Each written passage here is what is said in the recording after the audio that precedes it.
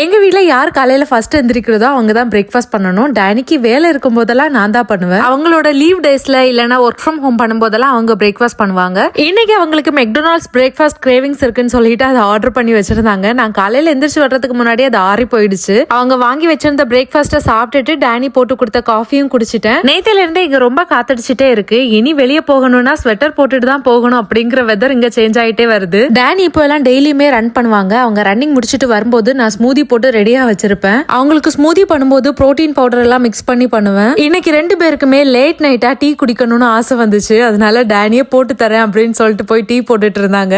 அவங்க டீ போடுற ஸ்டைல நீங்களே பாருங்களேன். டீ பொங்கிட்டு இருக்கு. அவங்க என்ன போஸ் கொடுத்துட்டு இருக்காங்கன்னு. உங்க வீட்டுல டீ காஃபி நீங்க போடுவீங்களா, ஹஸ்பண்ட் போடுவாங்களான்னு கமெண்ட்ஸ்ல சொல்லுங்க. நேத்திக்கு போட்ட வீடியோல இந்த டெமியூல இருந்து சோலார் லைட்ஸ் எல்லாம் வாங்கியிருந்தோம்னு சொல்லியிருந்தேன். அந்த பிரைஸுக்கு இந்த லைட்ஸ் நல்லா தான் இருக்கு, குறை சொல்ல முடியாது.